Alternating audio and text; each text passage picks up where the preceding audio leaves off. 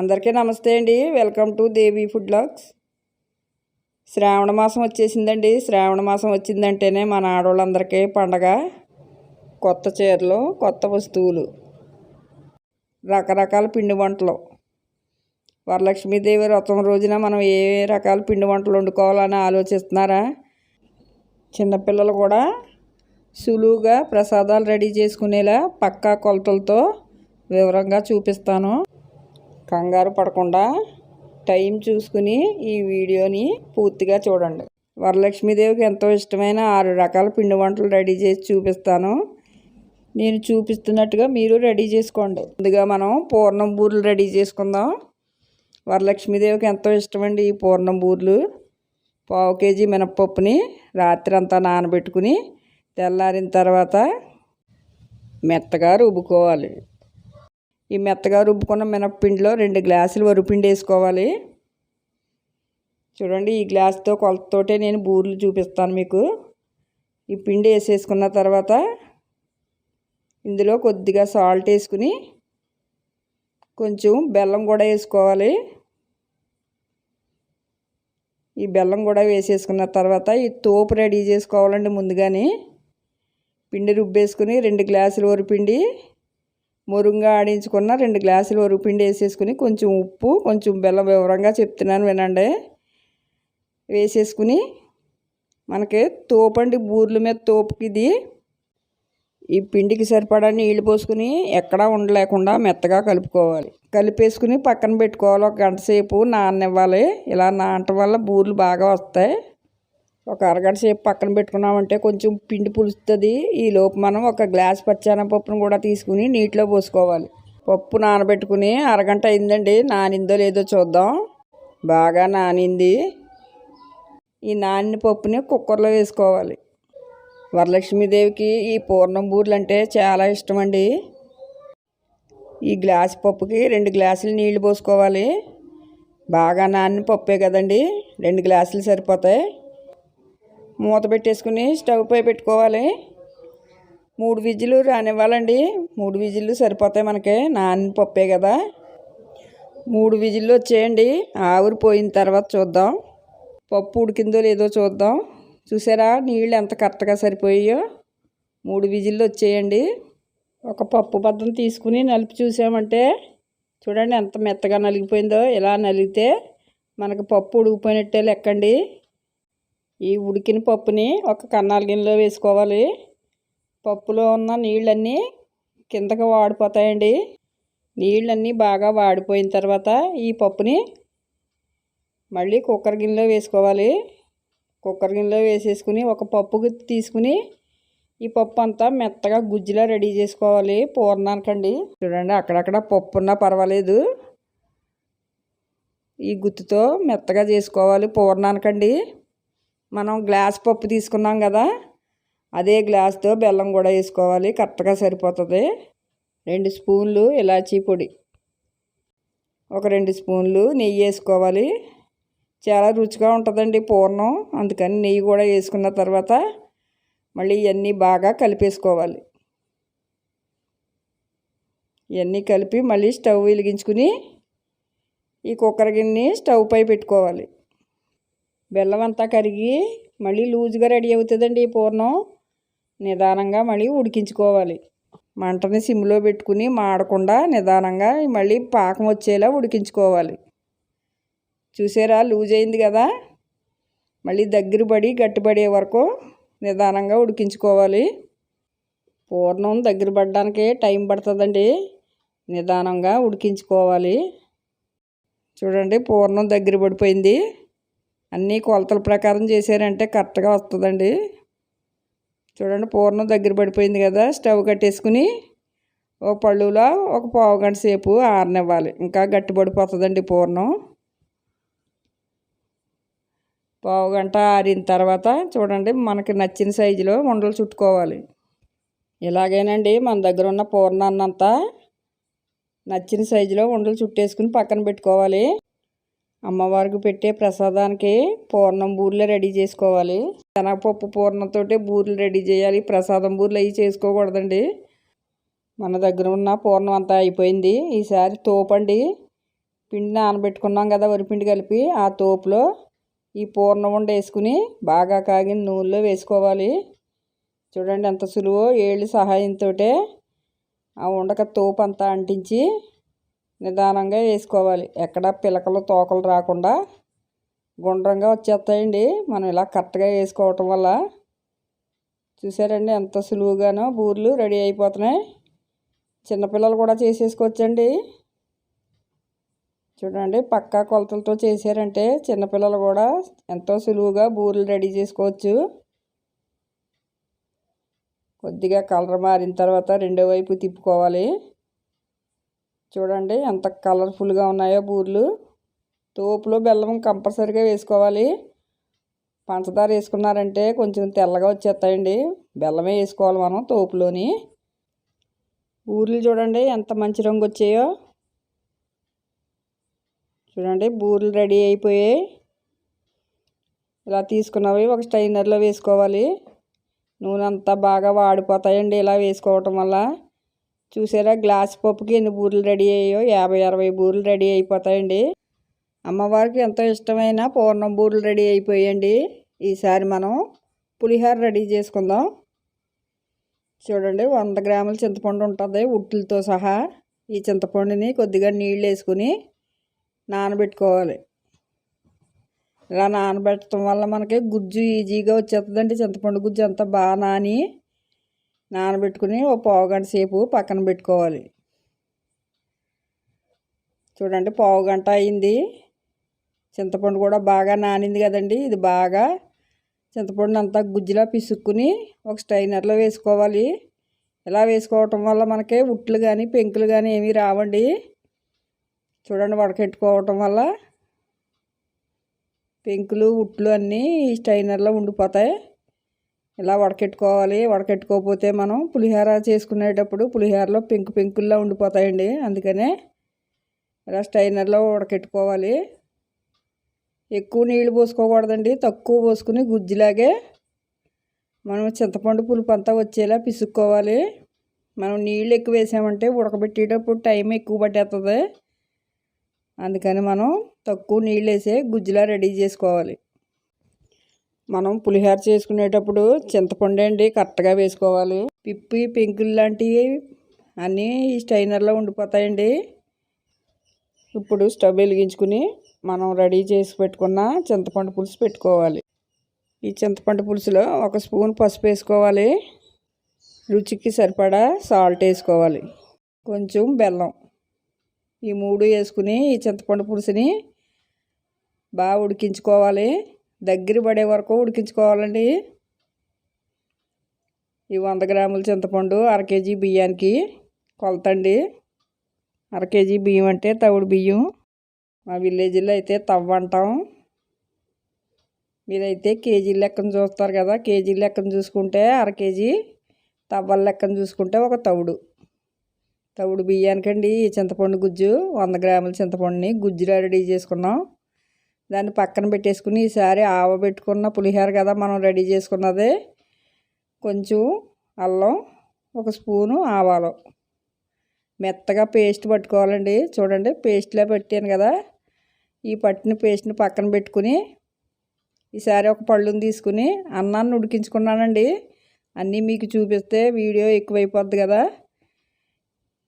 ఈ అన్నం ఉడికించుకునేటప్పుడే ఒక 2 స్పూన్లు పచ్చిశనగపప్పు వేసుకుని 1 స్పూన్ పసుపు వేసుకుని ఉడికించుకోవాలి. అన్నాన్ని కొంచెం పలుగ్గా ఉండేటట్లు. మెత్తగా అయితే ఉడికించకండి. మనకు పులిహోర కలిపేటప్పుడు పేస్ట్లా అయిపోతుంది అన్నం. చూసారండి శనగపప్పును కూడా అన్నంతో పాటు ఉడికించేసుకున్నాను. ఈ వేడి అన్నంలో మధ్యలో కొంచెం గుంటలా చేసుకోవాలండి. ఈ గుంటలా చేసిన తర్వాత ఒక 6 పచ్చిమిరపకాయలని పొడవుగా చీరుకోవాలి. ఒక 2 రెమ్మలు కరివేపాకు, అల్లము ఆవాలు పేస్ట్ ఆడుకున్నాం కదా. ఆవు పిండి కూడా ఇందులోనే వేసుకుని ఈ అన్నంతో అవన్నీ వేడి అన్నంతో అవన్నీ కప్పాలండి. ఇలా కప్పటం వల్ల వేడి అన్నానికి పచ్చిమిరపకాయలు, కరివేపాకు, ఆవు పిండి అన్నీ ఆ స్మెల్ అంతా పడుతుంది ఈ అన్నానికి. దీన్నేండి ఆవు పెడతాం అంటారు. ఈ వేడివేడి అన్నంలో ఇవన్నీ కప్పాలి. వీటి వాసన అంతా అన్నానికి పడుతుంది. ఇప్పుడు స్టవ్ వెలిగించుకుని ఒక మూకుడు పెట్టుకోవాలి. పోపు వేయించుకోవడానికండి. ఆయిల్ ఎక్కువే పడుతుంది. ఆయిల్ బాగా వేడెక్కిన తర్వాత ఒక పెద్ద స్పూను వేరుశెనగ గుళ్ళు వేసుకోవాలి. ఈ నిదానంగా వేయించుకోవాలి. పచ్చి ఎక్కువ ఉంటుందండి గుళ్ళోని. వేరుశెనగ గుళ్ళని బాగా వేయించుకున్న తర్వాత ఒక స్పూన్ పచ్చిశనగపప్పు వేసుకోవాలి. ఒక స్పూన్ వేసుకున్నాం కదండి, మనం అన్నంలో ఉడికించుకున్నాం కాబట్టి. ఒక స్పూను మినపప్పు. ఈ పప్పులేండి చాలా కమ్మగా ఉంటాయి పులిహోరలోని. ఈ పప్పులు 3 ముందుగా నిదానంగా వేయించుకోవాలి. ఈ కొంచెం వేగిన తర్వాత ఒక 4 ఎండుమిరపకాయలని గిల్లేసుకోవాలి. 1/2 కేజీ బియ్యానికి కదండి లెక్క. ఒక స్పూన్ ఆవాలు వేసుకుని మళ్ళీ ఒకసారి బాగా కలుపుకోవాలి. చూడండి, ఇలా కలుపుకుంటూ వేయించుకోవాలి. ఇప్పుడు ఒక గుప్పుడు జీడిపప్పు వేసుకుని ఈ పప్పును కూడా నిదానంగా వేయించుకోవాలి. జీడిపప్పుని లాస్ట్లోనే వేయండి. ఒక 2 రెమ్మలు కరివేపాకు. ఈ పులిహోర పోపు చాలా రుచిగా ఉంటుందండి. మంచి కమ్మటి వాసన వచ్చే వరకు వేయించుకోవాలి. వాసన వచ్చిన తర్వాతే మనకి పులిహోర పోపు వేగిందని తెలుస్తుందండి. ఇప్పుడు స్టవ్ కట్టేసుకుని ఈ అన్నంలో ఈ నూనెతో సహా ఈ పోపుని వేసేసుకోవాలి. ఈ పోపు వేసేసుకున్న తర్వాత మనం చింతపండు గుజ్జు ఉడకబెట్టుకుని పక్కన పెట్టుకున్నాం కదా, ఈ గుజ్జును కూడా అన్నంలో వేసుకోవాలి. చూడండి, అన్నం అంతా సమానంగా వేసుకోవాలి. ఇలా వేసుకోవటం వల్ల అన్నం అంతా సమానంగా పడుతుందండి. ఇదంతా గరిటెతో కాకుండా మన చేతితోటే చింతపండు అన్నీ పట్టేటట్లు, ఆవపిండి ఇవన్నీ అన్నానికి పట్టేటట్లు ఈ చేతితోటే కలుపుకోవాలి. గరిటెతోటి అయితే అన్నానికి పట్టదండి. ఇవన్నీని ఈ చింతపండు పులుసు అదిని అన్నానికి పట్టదు. మనం చేతితోటే నిదానంగా చూడండి ఏళ్ళతో కలుపుకుంటూ ఈ అన్నానికి ఇవన్నీ పట్టించాలి. లాస్ట్లో ఒక గరిటె పచ్చి నూనె వేసుకోవాలి. చాలా బాగుంటుందండి లాస్ట్లో ఈ పచ్చి నూనె వేయటం వల్ల. లక్ష్మీదేవికి ఎంతో ఇష్టమైన ఆవు పెట్టిన పులిహోర రెడీ అయిపోయిందండి. పొడుగు గారెలండి. ఈ గారెలు కూడా అమ్మవారికి ఎంతో ఇష్టం. చూడండి, ఒక గ్లాస్ మినపగుళ్ళు తీసుకుని వాటిని నీటిలో పోసుకుని ఒక రాత్రి అంతా బాగా నాననివ్వాలి. గ్లాసు మినపగుళ్ళు ఒక 1/4 కేజీ మినపగుళ్ళు ఉంటాయండి. ఈ పొడుగారులు కూడా అమ్మవారికి చాలా ఇష్టం. ఒక రాత్రి అంతా నానిన మినపగుళ్ళు అండి ఇవి. పప్పు చూసారా ఎంత బాగా నానిందో. మనకి పప్పు ఎంత బాగా నానితే మినపగారెలు అంత బాగా వస్తాయండి. పొడిగారెలు కదా మనం రెడీ చేసుకుని ఈ పప్పుని గ్రైండర్లో వేసుకోవాలి. మధ్యలో చూసుకోవాలి. చేతితో పట్టుకుని చూసుకోవాలి నలిగిందో లేదో అని. మధ్యలో కొంచెం కూలింగ్ వాటర్ చల్లుకుంటూ ఈ పిండిని రుబ్బుకోవాలి. మెత్తగా రుబ్బుకోవాలి, గట్టిగా రుబ్బుకోవాలి. మధ్యలో కూలింగ్ వాటర్ వేసుకుంటూ రుబ్బుకోవాలి. ఎక్కువ వేయకండి నీళ్ళు. చిలకరించినట్టు చిలకరించాలి చల్లటి నీళ్ళు. ఇలా చల్ల నీళ్ళు వేసుకోవటం వల్ల మనకి పొడిగారెలు క్రిస్పీగా వస్తాయండి, పొంగుతాయి కూడానే. అందుకనే మధ్యలో కూలింగ్ వాటర్ వేసుకుంటూ నిదానంగా కలుపుకోవాలి. ఇప్పుడు పిండి అంతా తీసేసుకున్నాము, నలిగింది కదండి. ఈ పిండిలో కొద్దిగా సాల్ట్ వేసుకుని ఈ సాల్ట్ అంతా కరిగే వరకు ఒకే డైరెక్షన్లో పిండిని కలుపుకోవాలి. ఇలా కలుపుకోవటం వల్ల గారెలు మనకు ఎంతో క్రిస్పీగా వస్తాయి. పిండి తీసిన వెంటనే మాత్రం గారెలు వేయకండి. ఇలా కొంతసేపు కలుపుకున్న తర్వాత ఒక 10 నిమిషాలు ఆగి అప్పుడు గారెలు వేసుకోండి. క్రిస్పీగా వస్తాయి మనకి. పిండిలోకి గాలి వెళ్ళి మనం నూనెలో వేయగానే పొంగుతాయండి, క్రిస్పీగా కూడా వస్తాయి. ఇలా ఒకే డైరెక్షన్లో కలపటం వల్ల మినప్పిండి స్పాంజ్లా రెడీ అవుద్ది. చూడండి, ఒకే డైరెక్షన్లో కొంతసేపు కలుపుకుని పక్కన పెట్టుకోవాలి. చూడండి, నేను ఎలా కలుపుతున్నానో అలా కలుపుకోండి. పిండి అంతా రెడీ అయిపోయింది కదా. ఈసారి మనం చేతికి తడి చేసుకుని మనకు నచ్చిన సైజులో ఉండలు చుట్టుకుని చూడండి, ఎంత మనం గారె వేసుకుందాం అనుకుంటామో అంత ఉండ చుట్టుకుని నేనైతే అరిటాకులో వేసుకుంటున్నానండి. మీకు అరిటాకు అందుబాటులో ఉంటే అరిటాకుతో వేసుకోండి. లేకపోతే ఒక కాటన్ గుడ్డ తడుపుకుని ఆ గుడ్డపై వేసుకోండి, కరెక్ట్గా వస్తాయి. మీకు నచ్చిన సైజులోని వేడి వేడి నూనెలో ఈ గారెలు వేసుకోవాలి. ఇలానే అండి మనకు నచ్చిన సైజులో గారెలన్నీ వేసుకోవాలి. చూడండి వివరంగా చూపిస్తున్నాను. ఎంత పిండి చూసారా ఎలా ఉందో, మెత్తగానే ఉండాలి, గట్టిగానే ఉండాలి. ఇలా ఉన్నప్పుడే మనకి గారెలు పొంగుతూ వస్తాయి, క్రిస్పీగా కూడా ఉంటాయండి. రెడీ చేసుకున్న గారెని చేతిలో తీసుకోవాలి, బాగా కాగిన నూనెలో వేసుకోవాలండి. చూసారా నేను చూపిస్తున్నట్టుగానే నిదానంగా మీ దగ్గర ఉన్న పిండి అంతా నచ్చిన సైజులో గారెలు వేసుకోవాలి. పిండి రుబ్బుకోవటంలోనే ఉందండి. పప్పు కూడా మనం పప్పు కానీ గుళ్ళు కానీ ఏదైనా నానబెట్టుకుంటంలో కూడా ఉన్నది. ఒక రాత్రి అంతా నానబెట్టుకోండి. ఉదయం చేస్తాము అనుకున్నప్పుడు రాత్రి మనకి పనులన్నీ అయిపోయిన తర్వాత పప్పు నానబెట్టుకుంటే ఉదయానికి బాగా కరెక్ట్గా అందంగా నాని ఉంటుంది. ఇలా బాగా నానినప్పుడే మనకి గారెలు బాగా వస్తాయి. చూసారండి ఎంత బాగా పొంగాయో, క్రిస్పీగాని వస్తాయి, బాగా పొంగుతాయండి. పిండి రుబ్బుకునేటప్పుడే చల్లటి వాటర్ వేసుకుని కొంచెం కొంచెం జల్లుకుని రుబ్బుకోవటం వల్ల మనకి గారెలు ఇలా పొంగుతూ క్రిస్పీగా వస్తాయి. మనకి గారెలు రెడీ అయిపోయాయి, మంచి కలర్ వచ్చాయి కదండి. ఈ గారెలు కూడా మన వరలక్ష్మీదేవికి ఎంతో ఇష్టమండి, పొడి గారెలు. ఇలా రెడీ అయిపోయిన గారెలని ఒక స్టైనర్లో వేసుకోవాలి. చూసారా అండి గారెలు ఎంత క్రిస్పీగా వచ్చాయో, చూస్తుంటేనే తెలిసిపోతుంది కదా. గారెలు రెడీ అయిపోయాయి. ఒక గ్లాస్ పప్పు 1/2 కేజీ ఉంటుందండి. చూసారా 1/2 కేజీ పప్పుకి ఎన్ని గారెలు రెడీ అయ్యాయో. మీరు కూడా పొడి గారెలు ఎలా రెడీ చేసుకోండి. అమ్మవారికి ఇష్టమైన పాలన్నం అండి, అదేంటి పరమాన్నం రెడీ చేసుకుందాం. పరమాన్నం రెడీ చేసుకోవడానికి ముందుగా ఒక గ్లాస్ బియ్యం తీసుకోవాలి. ఈ గ్లాస్ బియ్యం ఒక గిన్నెలో వేసుకుని, ఈ చిన్న గ్లాస్తో తీసుకున్నానండి బియ్యం నేను. ఈ చిన్న గ్లాస్ కొలతతోటే మీకు పరమాన్నం చేసి చూపిస్తాను. ఈ గ్లాస్ బియ్యంలో నీళ్ళు వేసుకుని 2-3 సార్లు శుభ్రంగా కడుక్కోవాలి. చూడండి శుభ్రంగా కడిగిన బియ్యంలో బియ్యం మునిగే వరకు నీళ్లు పోసుకుని పక్కన పెట్టుకోవాలి. చిన్న గిన్నె తీసుకుని 2 స్పూన్లు పెద్ద సగ్గుబియ్యం వేసుకోవాలి. ఈ చిన్న గ్లాసు బియ్యానికి 2 స్పూన్లు సగ్గుబియ్యం సరిపోతాయండి. ఈ సగ్గుబియ్యంలో కూడా నీళ్ళు వేసుకుని పక్కన పెట్టుకోవాలి. ఇప్పుడు స్టవ్ మీద ఒక గిన్నె పెట్టుకుని ఈ చిన్న గ్లాసుతోనే ఒక 5 గ్లాసులు పాలు పోసుకోవాలి, 2 గ్లాసులు నీళ్లు పోసుకోవాలి. మొత్తం మీద మనకి ఈ గ్లాసుతో 8 గ్లాసులు పోసుకోవాలి, నీళ్ళు కానీ పాలు కానీ.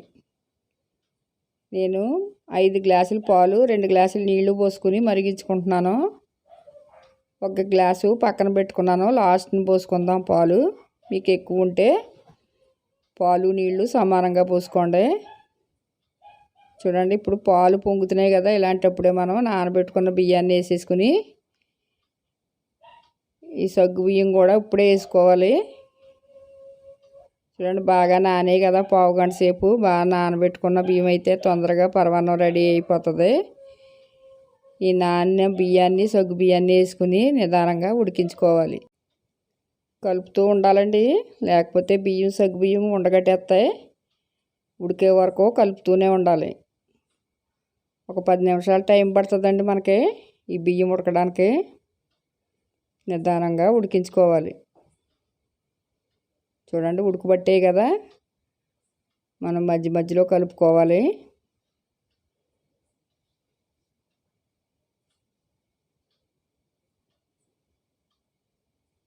అన్నం మనకి బాగా ఉడికిన తర్వాతేనండి బెల్లం వేసుకోవాలి, ముందుగా వేయకూడదు.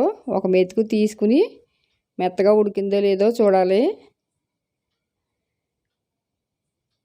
చూడండి మెత్తగా ఉడికిపోయింది కదా, ఉడికిపోయిందండి ఎక్కడా పలుకు లేకుండానే. ఈ టైంలోనే మనం బెల్లం పాకాన్ని మరిగించుకుని పక్కన పెట్టుకోవాలి. నేను తక్కువే కదా అని బెల్లం వేసేస్తున్నానండి. ఎక్కువగా చేసుకుంటే పాకంగా రెడీ చేసుకుంటే మనకి పాలు ఇరిగిపోవు. బెల్లం వేసి పరమాన్నం ఇరిగిపోతుంది అంటారు కదా, నేను తక్కువే కాబట్టి బెల్లం వేసేస్తున్నాను. లేకపోతే ఎక్కువైతే పాకం బట్టి చల్లారిన తర్వాత వేసుకోవాలి. గ్లాస్ బియ్యం వేసుకున్నాం కదండి, గ్లాసున్నర బెల్లం వేసుకుంటే సరిపోతుంది. తక్కువ పరమాన్నమే కదా అని నేను డైరెక్ట్గా బెల్లం వేసాను. ఎక్కువైతే పాకం పట్టుకుని పరమాన్నం రెడీ అయిపోయిన తర్వాత వేడి వేడి పరమాన్నంలో చల్లారిన బెల్లం పాకం వేసామంటే పరమాన్నం రెడీ అయిపోతుంది. పరమాన్నం మనకి విరగకుండా బాగా వస్తుంది, అసలు విరుగుతుంది అనే సమస్య లేదు పాకం పట్టి పోసుకోవటం వల్ల. తక్కువ కాబట్టి నేను బెల్లం వేసాను. చూడండి, పాలన్నం పరమాన్నం రెడీ అయిపోయింది. ఇప్పుడు మనం ఒక గ్లాసు పాలు పక్కన పెట్టుకున్నాం కదా, ఈ పాలను వేసుకోవాలి. ఇలా వేసుకోవటం వల్ల పరమాన్నం రుచిగానే ఉంటుందండి. గడ్డలా రెడీ అవ్వకుండా మనకి తినడానికి వీలుగా ఉండేటట్లు దగ్గరగా ఉంటుంది, గడ్డ కింద అయిపోకుండానే. కొంచెం చల్లారిందంటే కొంచెం గట్టి పడుతుందండి. కరెక్ట్గా చిన్నపిల్లలు చెప్తున్నాను. గ్లాస్ బియ్యానికి 8 గ్లాసులు పాలు కానీ నీళ్ళు కానీ పడతాయి. 2 స్పూన్లు ఇలాచీ పొడి వేసుకుని కలిపేసుకోవాలి. పక్కా కొలతండి, గ్లాస్ బియ్యానికి 8 గ్లాసులు నీళ్ళు కానీ పాలు కానీ. రెడీ అయిన పరమాన్నాన్ని పక్కన పెట్టుకుని స్టవ్ వెలిగించుకుని ఒక మూకుడు పెట్టుకోవాలి. మూకుడు వేడెక్కిన తర్వాత నెయ్యి వేసుకోవాలి. నెయ్యి ఎక్కువే పడుతుందండి పరమాన్నానికి. చూడండి, జీడిపప్పు కిస్మిస్. నెయ్యి వేడెక్కిన తర్వాత ముందుగా జీడిపప్పు వేసుకుని వేయించుకోవాలి. మంచి కలర్ వచ్చే వరకు వేయించుకోవాలండి, నిదానంగానే వేయించుకోవాలి. పెద్ద మంట మీద పెట్టి వేయించుకోకూడదు, మాడిపోతాయి.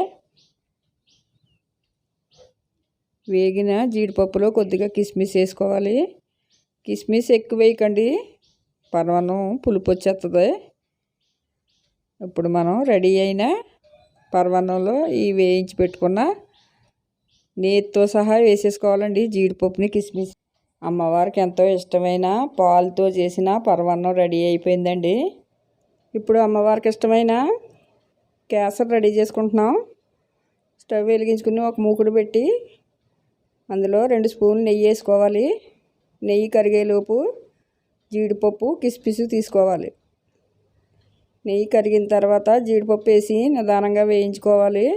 మంట ఎక్కువ పెట్టకూడదండి, స్టవ్ సిమ్లోనే పెట్టుకుని మంటని నిదానంగా వేయించుకోవాలి. జీడిపప్పు వేగిన తర్వాత కిస్మిస్ కూడా వేసుకుని 2 వైపులు వేపామంటే కిస్మిస్ వేగిపోతాయండి, టైం ఎక్కువ పట్టదు. చూడండి, కిస్మిస్ జీడిపప్పు నిదానంగా వేయించుకున్న తర్వాత ఒక ప్లేట్లోకి తీసుకుని పక్కన పెట్టుకోవాలి. అదే నేతిలో ఇంకో స్పూన్ నెయ్యి వేసుకుని ఆ నెయ్యిని కూడా కరిగించుకున్న తర్వాత ఒక గ్లాసు సేమియా పూస వేసుకోవాలి. ఈ పూసని నిదానంగా వేయించుకోవాలి. మంచి వాసన వస్తుందండి, ఆ వాసన వచ్చే వరకు వేయించుకోవాలి. లైట్గా కలర్ కూడా మారుతుంది, అప్పటి వరకు మనం నిదానంగా వేయించుకోవాలి. చూడండి, పెద్ద మంట పెట్టొద్దు, టైం ఎక్కువ పడినా నిదానంగా వేయించండి. 2-3 నిమిషాలు పడుతుంది ఇలా వేగడానికి. చూసారా, తెల్ల తెల్లగా వస్తుందండి సేమియా పూస మీద, అలా వస్తే వేగినట్టు లెక్క. ఇప్పుడు ఒక మూకుడు పెట్టుకుని దాంట్లో 2 గ్లాసులు నీళ్లు పోసుకోవాలి. సేమియా పూస ఏ గ్లాస్తో తీసుకున్నామో ఆ గ్లాస్ తోటే పోసుకోవాలండి. 2 గ్లాసులు వేసుకోవాలి. ఈ నీటిలో కొంచెం ఫుడ్ కలర్ వేసుకోవాలి. సేమియా పూసకి కలర్ ఉంటేనండి అందం. ఈ నీళ్ళని బాగా మరిగించుకోవాలి. గ్లాస్ పూసకే 2 గ్లాసులు నీళ్ళండి, మర్చిపోవద్దు, చిన్నపిల్లలకు చెప్తున్నాను. లెక్క తేడా వచ్చిందంటే మళ్ళీ మనకు కేసరి కరెక్ట్గా రాదు. ఈ నీళ్ళన్నీ బాగా మరిగిన తర్వాత మనం వేయించి పెట్టుకున్నాం కదా, ఆ సేమియా పూసను వేసేసుకుని ఇందులో బాగా ఉడికించుకోవాలి. చూడండి, మనకి ఉడకడానికి ఒక 10 నిమిషాలు టైం పడుతుంది. నిదానంగానే ఉడికించుకోండి, కంగారు పడొద్దు. బాగా ఉడకాలంటే మనకి 10 నిమిషాలు టైం పడుతుంది. బాగా ఉడికించిన తర్వాత మూత పెట్టేసుకుని కొంతసేపు అలా మగ్గనివ్వాలి. బాగా మగ్గుతుందండి, ఎక్కడ పలుకు లేకుండానే. అప్పటి వరకు మగ్గనివ్వాలి. ఇంకో చూడండి, ఒక పూసలు నలిపి చూసామంటే మెత్తగా ఉండాలండి. అప్పుడే మనకి సేమియా పూస రెడీ అయినట్టు. మనం గ్లాస్ సేమియా పూస తీసుకున్నాం కదా, అదే గ్లాస్తో పంచదార కూడా వేసుకోవాలి. సేమియా బాగా ఉడికిన తర్వాత వేయండి పంచదార. పలుకు ఉన్నప్పుడు వేసారంటే ఇంకా ఆ పలుకులాగే ఉండిపోద్ది. పంచదార వేసిన తర్వాత సేమియా పూస అసలు ఉడకదండి. ఇంకా బాగా ఉడికిన తర్వాతే గ్లాసుకి గ్లాస్ పంచదార వేసుకుని మళ్ళీ నిదానంగా పంచదారని కరిగించుకోవాలి. చిన్న మంట మీదే చెయ్యాలి. 10 సార్లు చెప్తున్నాను మీకు. మంటగానే ఎక్కువ పెట్టేసి తొందరగా అయిపోవాలంటే అవ్వదండి ఇలాంటి వంటలు. నిదానంగా మనం మంటను సిమ్లో పెట్టే చేసుకోవాలి. చూసారా పంచదార అంతా ఉడికి ఎలా ఉడుకుతుందో? నురుగుగా వస్తుంది కదండి, అంటే పంచదార మళ్ళీ దగ్గర పడుతుందని లెక్క. సేమియా పూసకి బాగా పంచదార పడుతుందండి ఇలా ఉడకటం వల్ల. ఈ టైంలోనే మనం 2 స్పూన్లు ఇలాచీ పొడి వేసుకోవాలి. దీన్ని కూడా బాగా కలుపుకోవాలి. మంచి వాసనతో ఉంటుందండి కేసరి. చూడడానికి కూడా చాలా బాగుంటుంది. కలర్ వేస్తాం కదా, ఈ టైంలోనే అండి కొంచెం నెయ్యి కూడా వేసుకోవాలి. కేసరికి కూడా నెయ్యి ఎక్కువే పడుతుంది. మనం ఎంత నెయ్యి వేసుకుంటే అంత బాగుంటుందండి. కేసరి నిల్వ కూడా ఉంటుంది ఒక వారం రోజుల పాటు. దగ్గర పడే వరకు అలా కలుపుతూనే నిదానంగా ఉడికించుకోవాలి. చూడండి, కేసరి మనకి ఉడికింది. ఈ టైంలోనే జీడిపప్పు కిస్మిస్ వేసేసుకుని నిదానంగా కలుపుకోవాలి. మనకు రెడీ అయిందని ఎలా తెలుస్తుందంటే చూడండి, ఎక్కడ పేనానికి అంటుకోవట్లేదు కదా. అమ్మవారికి ఇష్టమైన కేసరి కూడా రెడీ అయిపోయింది. అమ్మవారికి ఎంతో ఇష్టమైన చక్కెర పొంగల్ రెడీ చేసుకుందామండి. స్టవ్ వెలిగించుకుని ఒక మూకుడు పెట్టి ఒక పావు కప్పు సాయి పెసరపప్పు వేసుకుని నిదానంగా వేయించుకోవాలి. మంచి వాసన వచ్చి పప్పు కలర్ మారే వరకు వేయించుకోవాలండి. చక్కెర పొంగల్కి మంచి రుచి వచ్చేది ఈ పెసరపప్పు వల్లేనండి. ఈ పెసరపప్పుని నిదానంగా మంచి వాసన వచ్చే వరకు వేయించుకోవాలి. కలర్ మారే కదా 3 వంతులు బియ్యం వేసుకోవాలి. పప్పు బియ్యం కలిసి ఒక గ్లాస్ ఉండేలా చూసుకోండి. 3 వంతులు బియ్యం, 1 వంతు పెసరపప్పు. ఈ బియ్యాన్ని కూడా కొద్దిసేపు ఇలా వేయించుకోవాలి. ఇలా వేయించుకోవటం వల్ల మనకి ముద్దలా రెడీ అవ్వదండి అన్నం, విడివిడిగా రెడీ అవుతుంది. అందుకే బియ్యాన్ని కూడా వేయించుకోవాలి. చూడండి, 2 కలిసి కొంతసేపు వేయించుకున్న తర్వాత కమ్మట వాసన వస్తాయండి. ఇలా రెడీ అయిన బియ్యాన్ని 2-3 సార్లు శుభ్రంగా కడుక్కోవాలి. కడిగి తెచ్చిన బియ్యం అండి ఇవి. ఈ బియ్యంలో 2 గ్లాసులు నీళ్ళు వేసుకోవాలి. మనం గ్లాస్ బియ్యం తీసుకున్నాం కదండి, గ్లాస్ బియ్యానికి 2 గ్లాసులు నీళ్ళు వేసుకోవాలి. కొద్దిగా నెయ్యి వేసుకోవాలి. నెయ్యి వేసుకోవటం వల్ల విడివిడిగా రెడీ అవుతుందండి మనకి ఉడికే అన్నం. ఒక మెతుకు అంటుకోకుండా విడివిడిగా రెడీ అవుతుందని నెయ్యి వేసుకోవాలి. మూత పెట్టేసుకుని సిమ్లో పెట్టుకునే ఉడికించుకోవాలి నిదానంగానే. మనకు అన్నం పువ్వులా ఉడకాలి కదా.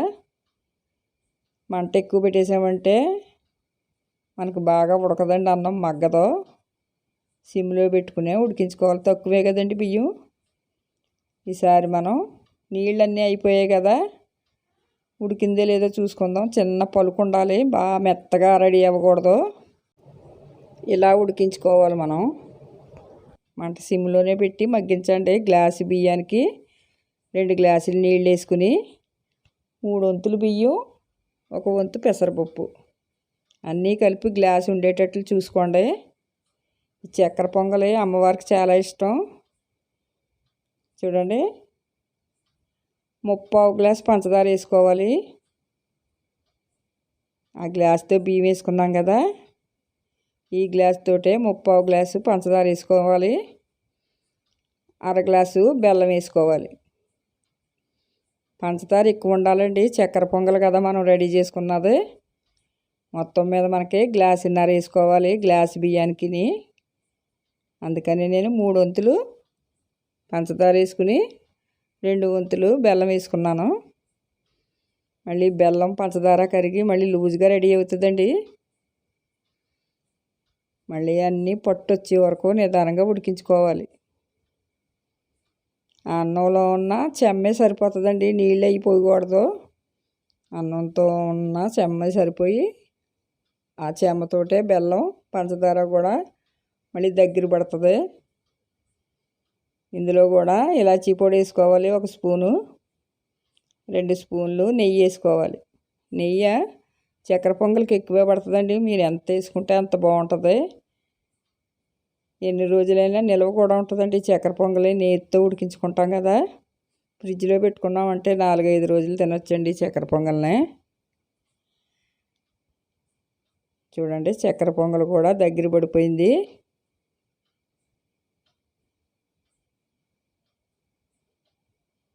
చూసారా, ఇలా కలుపుకుంటూ నెయ్యి వేసుకుంటా ఉడికించుకోవాలి. బాగా పేస్ట్లా రెడీ చేసుకోకండి, అలానే మెతుకులాగా ఉండకూడదు, మజ్జిగా ఉండాలి. చూసారా, నోరూరించే చక్కెర పొంగల్ రెడీ అయిపోయింది.